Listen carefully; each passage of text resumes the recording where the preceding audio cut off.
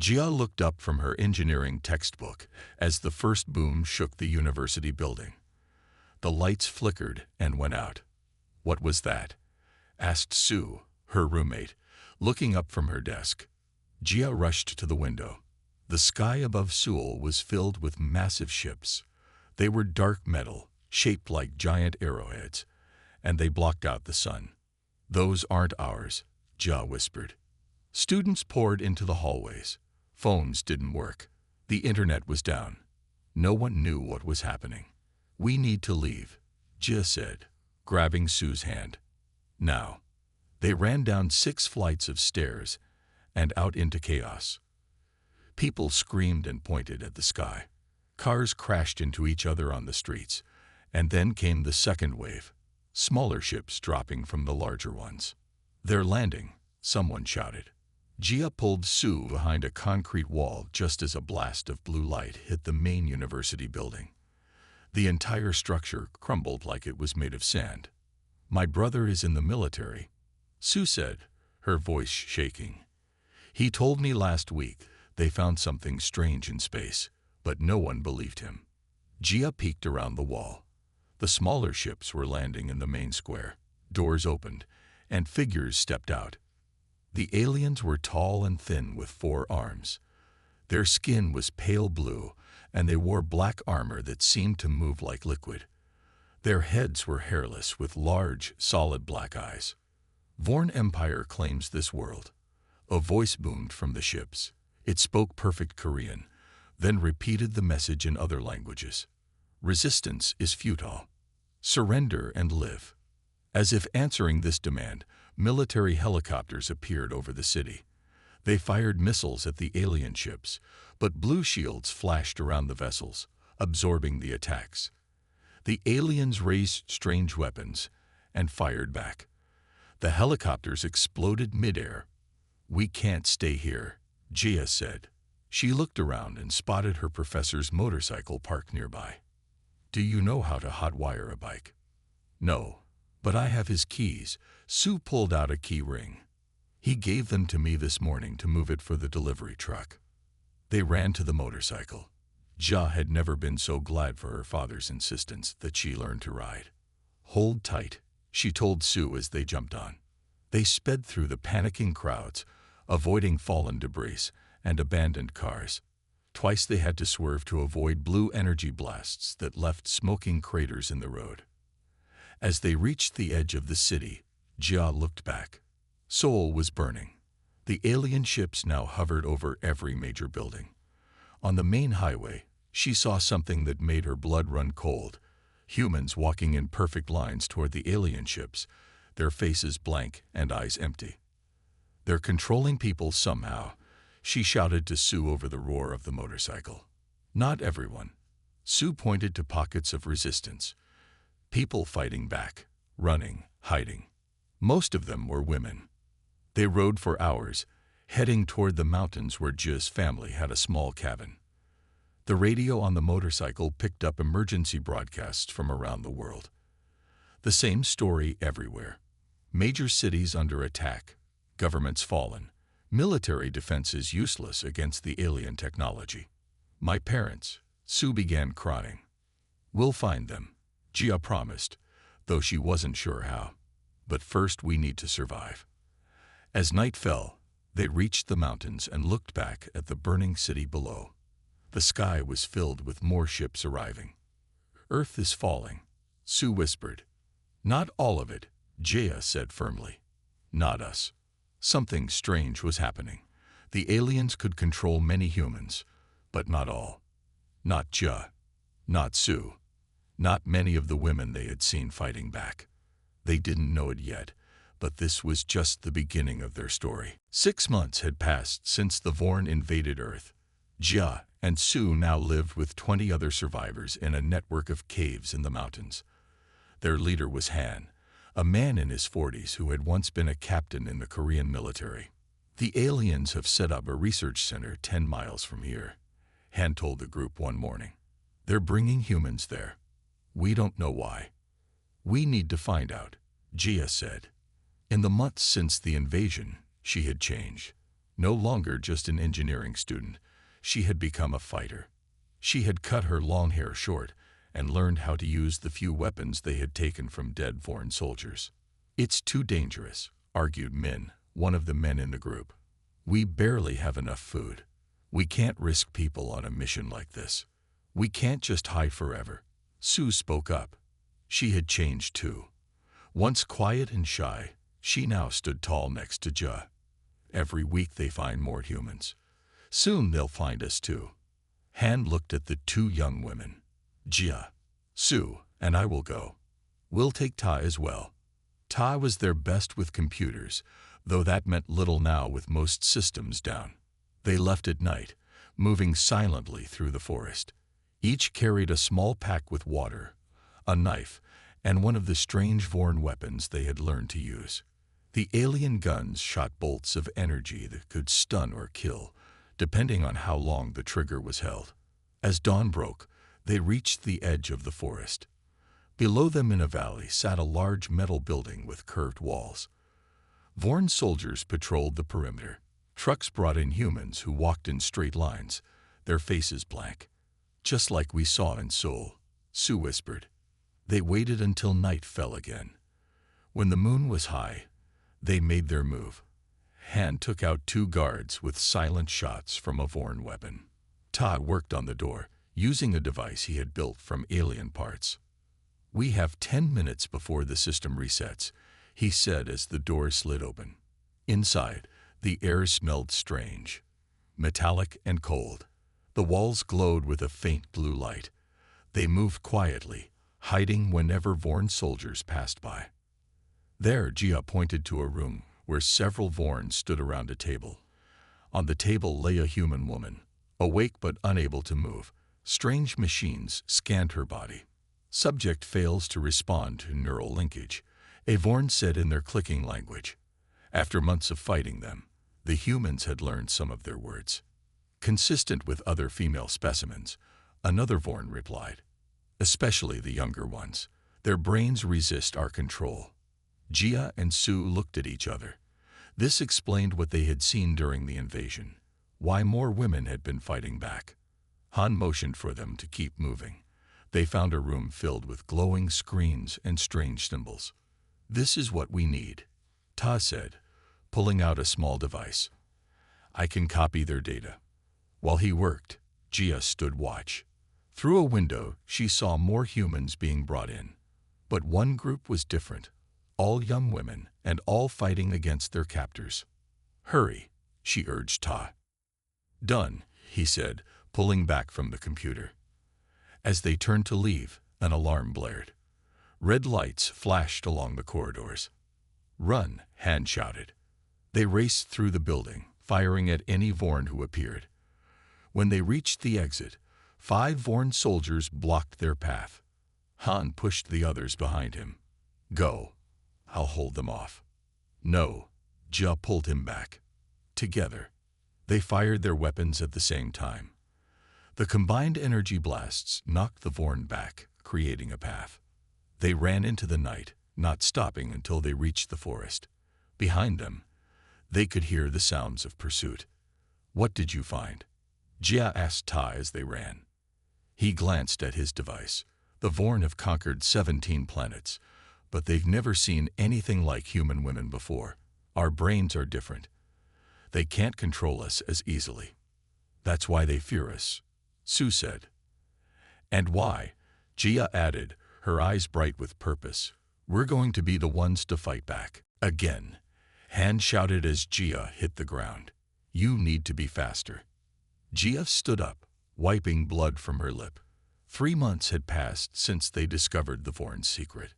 Now, every day was filled with training. "I am fast," she said, circling the older man. "But you have more experience." Han smiled. "Experience can be taught." He lunged at her again, but this time Jia was ready. She ducked under his arm and swept his legs out from under him. Han landed hard on his back. "Good," he said, accepting her hand to help him up. "Very good." Nearby, Sue and 15 other women trained with Vorn weapons. They had rescued these women from villages and camps around the country. All had shown resistance to Vorn control. "We found another one," Ta said, entering the cave that served as their training room. "A doctor from Busan. Her name is Yuna." Jia met the newcomer. Yuna was older than most of them, maybe 30, with kind eyes and a determined face. "I've been hiding in a hospital basement," Yuna explained, "treating people the Vorn hurt. But they found us yesterday. I was the only one who escaped." "You're safe now," Jia assured her. "Safe?" Yuna looked around the cave. "None of us are safe, but I want to fight, and I want to understand why we can resist them." With Yuna's medical knowledge, they began to study themselves. Using equipment stolen from Vorn facilities, they tested their brains and bodies. "It's not just that we resist their control," Yuna explained one night, looking at scans of their brains. "Our minds work differently. We process emotions in ways the Vorn don't understand." A week later, they welcomed another newcomer. Her name was Yun, and she had been a student at the military academy before the invasion. "The Vorn took my entire class," she told them. "The men followed orders immediately, but the women fought back. I escaped with 3 others, but we got separated." Yun brought new skills to the group. She knew tactics and strategy, how to plan attacks and retreats. Under her guidance, they began to target smaller Vorn outposts. During one such mission, everything went wrong. Jia, Su, and 3 others were trapped in a Vorn communication center. Soldiers closed in from all sides. "We need to reach that door," Yun said, pointing across the room. "But the controls are locked." Jia felt a strange feeling in her chest. Anger, fear, and determination mixed together. Her hands tingled with energy. "Get ready to run," she said. Without understanding why, she placed her hands on the nearest Vorn computer. A surge of heat ran through her body. The lights flickered. All around them, Vorn technology began to fail. Screens went dark. Doors slid open. "Now," Yun shouted. They ran through the confusion. Behind them, Vorn soldiers stumbled as their weapons and armor malfunctioned. Back at the cave, Jia collapsed from exhaustion. When she woke hours later, Yuna was scanning her with a stolen Vorn device. "What happened to me?" Jia asked. "I don't know yet," Yuna admitted, "but your emotions somehow disrupted their technology. It's like your feelings created an energy the Vorn can't handle." Over the next few weeks, they discovered other women with similar abilities. Some could disrupt Vorn communications. Others could interfere with their weapons. Each ability seemed tied to strong emotions: anger, fear, love, hope. "We need a name," Su said one night as they sat around a small fire. "Something to give us strength, to remind us what we're fighting for." "Hearts of Fire," Jia suggested, remembering the burning feeling in her chest when her power awakened. "Because our emotions, the things the Vorn don't understand, are our greatest weapon." Han nodded. "Hearts of Fire it is." That night, they painted the symbol of a flaming heart on their jackets and weapons. The resistance had truly begun. "This is it," Yun said, pointing to a map spread on the table. "The main Vorn command center for this region."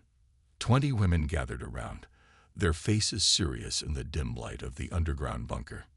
In the 2 months since forming the Hearts of Fire, their group had grown. They had moved from the caves to an old military bunker Han knew about. "It's heavily guarded," Han warned. "We've never hit anything this big before." Jia studied the map. "That's why they won't expect us." The plan was simple but dangerous. While Han and some fighters created a distraction at the front gate, Jia would lead a small team through an underground maintenance tunnel. Yuna had discovered that the Vorn used human workers to maintain parts of their facilities they found too small or dirty. "Remember," Yuna told them as they prepared their gear, "your emotions are weapons. Use them, but don't let them control you." Jia checked her equipment one last time. She carried a stolen Vorn pistol and wore protective gear made from modified Vorn armor. Around her neck hung a small device Yuna had created to help focus her disruptive abilities. "Ready?" Sue asked, coming to stand beside her. Jia nodded. "Ready." That night, they moved silently through the forest toward the Vorn Command Center. It was a tall, black building that glowed with blue light. Vorn guards patrolled the perimeter. "Good luck," Han said, clasping Jia's arm before moving away with his team. Jia led Sue, Yun, and 3 others to a hidden entrance behind the facility. They waited until they heard explosions at the front gate. "Now," Jia whispered. They slipped into the tunnel. It was narrow and dark, forcing them to crawl at times. Above, they could hear the sounds of Vorn soldiers rushing to respond to Han's attack. When they reached the end of the tunnel, Yun used a device to scan for guards. "2 just outside," she whispered. Jia closed her eyes, focusing on her anger at what the Vorn had done to Earth. The device around her neck grew warm. She placed her hand on the door controls. Sparks flew as the system short-circuited. The door slid open. The 2 Vorn guards turned, surprised. Before they could react, Sue and Yun fired their weapons. The guards fell silently. "This way," Yun directed, checking a stolen map on her device. They moved quickly through empty corridors. Most of the Vorn had responded to the attack at the front. They reached a large door marked with strange symbols. "The command center," Yun said. Jia focused again, channeling her emotions into the door controls. This time, it was harder. The Vorn had better security here. Sweat beaded on her forehead as she pushed her power through the device around her neck. With a loud crack, the door opened. Inside, 3 Vorn officers turned in surprise. Sue and the others fired quickly, dropping 2 of them. The 3rd reached for an alarm. "No," Jia shouted, directing her power at the communication panel. It exploded in sparks. The remaining Vorn backed away, its 4 arms raised. "It surrenders," Yun said, surprised. While the others secured the room, Jia went to the main computer. Using skills Ta had taught her, she began downloading data. What she found made her gasp. "Look at this," she called to the others. The screen showed reports from all over the galaxy. The Vorn Empire wasn't just fighting on Earth. On 17 other planets, resistance groups fought back. And on each world, the reports mentioned the same thing: female warriors disrupting Vorn technology. "We're not alone," Sue whispered. Another file caught Jia's attention. It mentioned a species called the Releri, whose world had fallen to the Vorn decades ago. According to the report, the Releri resistance had recently increased their attacks, inspired by stories from Earth. "They know about us," Jia said, "and we can contact them." As they finished downloading the data, a message appeared on the screen. It was in broken human language. "Friends from Earth," it read. "I am Verith of Releri. We fight together against Vorn. Beware. Central Fleet comes to Earth soon. 3 months." Jia quickly typed a response, establishing the first contact between Earth's resistance and alien allies. "We need to get back," Yun urged. "Han can't hold them off much longer." They retreated the way they had come, carrying the most valuable prize of all: hope. Earth was not alone in the fight. 3 months, Jia said to the room full of resistance leaders. "That's how long we have before the Vorn Central Fleet arrives." 20 men and women sat around a large table in the bunker. They had come from resistance groups all across Korea. Some had traveled for weeks to reach this meeting. "How can we trust these aliens?" asked a man with a scared face. "It could be a trap." "The Releri have been fighting the Vorn for 50 years, Jia explained. "They hate the Vorn as much as we do." "All aliens are the same," the man argued. "They destroyed our world." Yun stepped forward. "No, the Vorn destroyed our world. The Releri lost their world too. We share the same enemy." It took hours of talking, but finally most of the leaders agreed to work together. Not just with each other, but with the Releri too. Back in the lab, Yuna had made progress with her research. "I found a way to make your abilities stronger," she told Jia, showing her a small device. "This can focus and amplify the disruptive energy you produce." Gia picked up the device. It was shaped like a bracelet. "Will it work for others too?" she asked. "For some," Yuna said. "Not everyone has your strength, but many of the women show some ability." Sue had been working on a different task, using the communication codes they found at the command center. She had built a secure way to talk with the Rilari. "Verith wants to meet," she told Gia one evening. "He says he can bring representatives from 2 other resistance groups." "Where?" Gia asked. "There's an old space station the Vorn don't use much. It orbits between Earth and the Moon." It was dangerous, but necessary. Gia, Yun, and 2 others would go to the meeting. Han would fly them in a small ship they had stolen months ago. The night before they left, Gia couldn't sleep. She walked outside the bunker and looked up at the stars. "Scared?" Sue asked, joining her. "Yes," Gia admitted, "but not of the meeting. I'm scared we won't be ready when the Central Fleet comes." "That's why we need allies," Sue said, "and why we need your plan." Gia had proposed something bold. Unite all resistance groups on Earth and coordinate with alien rebels for a large attack when the Central Fleet arrived. The next day, they flew to the space station. It was a strange feeling to leave Earth, to see their blue planet growing smaller below them. The station was dark and cold. They moved carefully through empty corridors, weapons ready. In a large room at the center of the station, they found Verith waiting. He was not what they expected. The Rilari were tall with scaly skin and large eyes. Verith had green scales with gold patterns. "Greetings, humans," he said in a deep voice. "Your resistance gives hope to all who fight the Vorn." With him were 2 other aliens. One was small with blue fur and 6 eyes. The other looked almost human except for purple skin and silver hair. "We have all suffered under Vorn rule," Verith continued. "But never before have they faced a species that can disrupt their control." They talked for hours, sharing information and planning. The aliens confirmed what Gia had discovered. Human females were unique in their resistance to Vorn control. This made Earth special in the fight.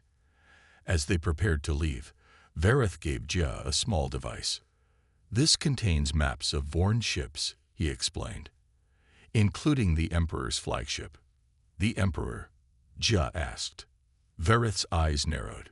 "Yes, our spies confirm he travels with the Central Fleet. He is coming to see the human threat himself." Back on Earth, Gia called all the hearts of fire together. "We have a chance," she told them, her eyes bright with purpose. "A chance not just to save Earth, but to free the galaxy." She looked at the faces around her, human women ready to fight for everything they loved. "And we have a new target," she added, "the Vorn Emperor himself." "The convoy will pass through this valley in 2 hours, Han said, pointing to a map. "They're moving supplies to build a new Vorn base." Gia studied the terrain. The plan was simple: ambush the convoy, take what they needed, and destroy the rest. It would be the first joint operation between the Hearts of Fire and their new alien allies. A small group of Rilari fighters had come to Earth to help. "Something feels wrong," Yun said, frowning. "Why would they take this route? It's too exposed." "Their scans show it's the fastest way," argued one of the Rilari. Gia trusted Yun's instincts. "We'll proceed, but with extra caution. Double the lookouts." They set up the ambush as the sun began to set. Gia, Sue, and Han took positions on the high ground with long-range weapons. Yun led a team in the trees, ready to attack from the sides. The Rilari waited behind large rocks with explosives. "Convoy approaching," came a voice through their communication devices. Gia watched as 5 large Vorn vehicles moved slowly through the valley. They looked normal. Each carried containers and was guarded by Vorn soldiers. "Wait for my signal," she said. But before she could give the order, the ground beneath the hiding Rilari exploded. It wasn't an accident. It was a trap. "Fall back," Gia shouted as more explosions rocked the valley. From the Vorn vehicles, dozens of soldiers poured out, far more than a normal convoy would carry. They had been waiting for the ambush. The resistance fighters scrambled to retreat. Yun's team provided covering fire while the injured Rilari pulled back. Jia used her bracelet device to disrupt the Vorn weapons, but there were too many. Get to the emergency meeting point, Han ordered through the communication device. I'll hold them off. No, Jia shouted, but Han had already moved into the open, firing rapidly at the approaching Vorn. His distraction worked. The others managed to escape into the forest. Jia wanted to go back for Han, but Su and Yun pulled her away. We can't help him if we're dead, Yun said firmly. They ran through the darkening forest, the sounds of battle fading behind them. When they reached the emergency meeting point, a small cave hidden behind a waterfall. They counted their losses. 3 Rilari dead, 5 humans wounded, and Han. Han was missing. They waited through the night, hoping he would appear. He didn't. In the morning, Su used a small drone to scout the ambush site. The images it sent back crushed their hopes. Han's body lay where he had fallen, surrounded by dead Vorn soldiers. He had taken many with him. Back at the bunker, Jia sat alone, her head in her hands. She had failed. The mission was a disaster. And Han, her teacher, her friend, was gone. It wasn't your fault, Yun said, sitting beside her. The Vorn are getting smarter. They knew we would come. How? Jia asked, her voice hollow. I don't know, but blaming yourself won't help us fight them. That night, they held a small ceremony for Han. Everyone in the resistance came to pay respect to the man who had taught them how to fight. As dawn broke, Jia found Yun already working at the planning table. What are you doing? Jia asked. Fixing our mistakes, Yun replied. We need new tactics. The old ways won't work anymore. Together, they began to rebuild their plans. Yun's military training proved valuable as she designed more complex attack patterns and better escape routes. Later that day, a team returned from a patrol with something unexpected, a wounded Vorn officer. They had found it trying to reach a communication point after being separated from its unit. Unit treated its wounds. To everyone's surprise, the Vorn began to talk. Why does your emperor fear us so much? Jia asked it. The Vorn's black eyes fixed on her. Not fear. Terror. Female humans are. Wrong. Your brains should not exist. You are evolution's mistake. What do you mean? Yuna asked. The network, the Vorn said. All Vorn connect to network. Emperor controls all through network. But female humans, you break network. You are chaos. Jia looked at Yun, understanding dawning. They're not just afraid of us, she said. They're terrified of what we represent. For the first time since Han's death, Jia felt hope return. The Hearts of Fire had lost a battle, but they had gained something perhaps more valuable, knowledge of the enemy's greatest weakness. 1 week, Yun said, pointing to the radar screen. That's when the Vorn Central Fleet will reach Earth. The Hearts of Fire gathered in their underground command center. What had once been a small resistance group was now the center of Earth's defense. Representatives from groups around the world joined by video call. Jia stood before them all. In the months since Han's death, she had grown stronger. Her eyes held a quiet fire that gave others hope. We know the Emperor will be with them, she said, and we now understand why the Vorn fear us. They're connected through a network that our brains can disrupt. Yuna stepped forward, holding a small device. I call them pulsars, she explained. They take the disruptive energy some of us naturally produce and make it stronger. With these, we can break the Vorn network completely. But we need to get close to the Emperor, Su added. His ship will be at the center of the fleet. The plan they created was dangerous. While resistance groups around the world would attack Vorn bases on Earth, a small team would go to space. They would infiltrate the Emperor's flagship using a stolen Vorn shuttle. Who will go? Asked a resistance leader from Europe. I will lead the team, Jia said without hesitation. Su and Yun will come with me. and 3 of our alien allies, 1 Rilari, 1 Dren, and 1 Mavix. Together, we represent the species fighting against the Vorn. Planning took days. They studied the maps Verith had given them, memorizing every corridor and room in the Emperor's ship. Yuna worked non-stop on the pulsars, making them more powerful. "There's one more thing," Yuna said to Ja the night before the mission. "I've been setting up pulse transmitters at key points around Earth, ancient monuments like Stonehenge and the pyramids." "Why?" Ja asked. "They form a pattern," Yuma explained. "If your team fails, we can activate all transmitters at once. It might not be enough to defeat the Vorn, but it could weaken them." Gia nodded. It was good to have a backup plan. That night, she couldn't sleep. She walked outside and looked at the stars, knowing that somewhere up there, the Vorn fleet was coming. Sue found her there. "Scared?" she asked, just as she had before their first big mission. "Yes," Ja admitted, "but not of dying. I'm afraid of failing. Earth is counting on us." "Not just Earth," Sue reminded her. 17 planets are watching what we do." The next morning, they prepared to leave. Their stolen shuttle was small but fast. It had been modified to hide from Vorn scanners. As Gia packed her gear, she found something in her bag. It was Han's whole knife. With it was a note from Ian. "He would want you to have this." Gia strapped the knife to her belt, feeling its weight like a promise. The resistance gathered to see them off. Yuna gave each team member their pulsar, a small device that strapped to their wrists. Gia's was the strongest, drawing on her natural abilities. "Remember," Yuna told them, "the pulsars use your emotions. Fear will make them weaker. Courage, hope, love, these will make them stronger." As they boarded the shuttle, Ja looked back at the people she was fighting for. So many had died already. So many more would die if they failed. "We won't fail," Yun said, reading her thoughts. The shuttle doors closed. The engines fired. They rose through the atmosphere, leaving Earth behind. In space, they saw it, the Vorn Central Fleet.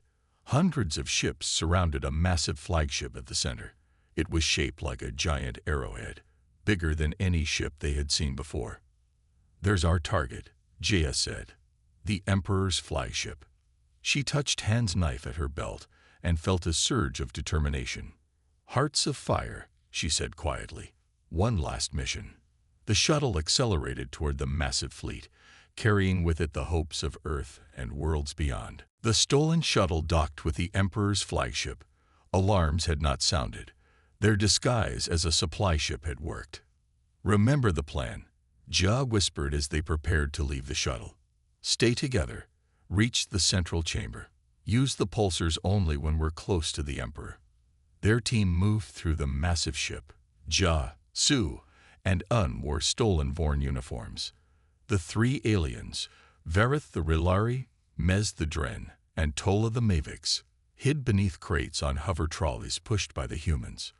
Left at the next junction, Un directed, following the memorized map. They passed many Vorn soldiers. None stopped them. The ship was huge, with corridors that seemed to go on forever. Blue lights glowed along the walls, and the air smelled metallic. "Wait," Jaya said suddenly, pulling them into a side room. "Something's wrong." They had seen too few guards near the central areas. It was too easy. "It's a trap," Sue whispered. As if answering her words, alarms began to blare throughout the ship. Red lights flashed in the corridors. "They knew we were coming," Verith said, climbing out from his hiding place. "We need a new plan." Jia thought quickly. "If we can't sneak in, we'll fight our way in." They abandoned their disguises. Each activated their weapons. Vorn guns they had modified to work with human hands. Jia felt the pulsar on her wrist grow warm, ready for use. The first guards they met fell quickly to their surprise attack. But more came. Soon, they were fighting through every corridor, every room. "There," Un shouted, pointing to a massive door ahead. The central chamber. 20 elite Vorn guards stood before it. Their armor was black with red markings. Their weapons were larger than normal Vorn guns. "Cover me," Gia said. She activated her pulsar while thinking of Earth, of Han, of all they had lost and all they fought for. The device glowed bright on her wrist. Energy surged through her body. When she raised her hand toward the Vorn guards, a wave of disruptive power shot forward. Their weapons sputtered and died. Their armor systems failed. The team charged forward, fighting hand-to-hand now. Even with their weapons down, the Vorn were strong. Mez the Dren fell, wounded by a guard's blade. Tola pulled him to safety while the others pushed on. Finally, they'd reached the door. Jia placed her hand, pulsar glowing, against the control panel. With a groan of metal, the massive doors slid open. The chamber beyond was huge and circular. In the center floated a Vorn unlike any they had seen. It was larger, with 6 arms instead of 4. Its skin was pale white, and its eyes were red. Around it, hundreds of thin tubes connected to the walls and floor. "The Emperor," Verith whispered. The Emperor's voice filled the room, speaking in perfect human language. "The anomalies, the mistakes. You have come to me at last." Gia stepped forward. "We are not mistakes. We are the Resistance." "You are chaos," the Emperor replied. "You break the order of our empire. The network that binds us all must remain pure." Now Gia understood. The tubes weren't just for show. They physically connected the Emperor to the network that controlled all Vorn. Guards poured into the chamber from side doors. The team fought desperately, back to back. Su was hit in the leg. Yun's pulsar was damaged. Gia fought her way closer to the Emperor. Her pulsar sparked and failed from overuse. Without the device, she had only one option. Gia closed her eyes and opened her heart. All her emotions flooded through her. Anger, fear, hope, love. Power built inside her chest, hot like fire. When she opened her eyes and looked at the Emperor, energy poured from her in waves. The Emperor screamed as the network connecting him to his soldiers began to break. Throughout the ship, Vorn soldiers stumbled and fell as the control over them weakened. The aliens they had enslaved from other worlds began to fight back. Jia's voice, stronger than she had ever heard it, filled the chamber. "The fire of humanity cannot be extinguished. Today marks the first day of galactic freedom." The Emperor's connection to the network shattered completely. Across the fleet, then across the galaxy, the news spread.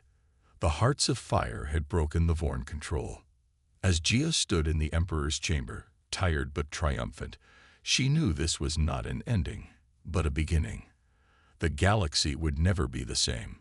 And at the center of this new beginning were the Hearts of Fire, human girls whose courage had changed everything.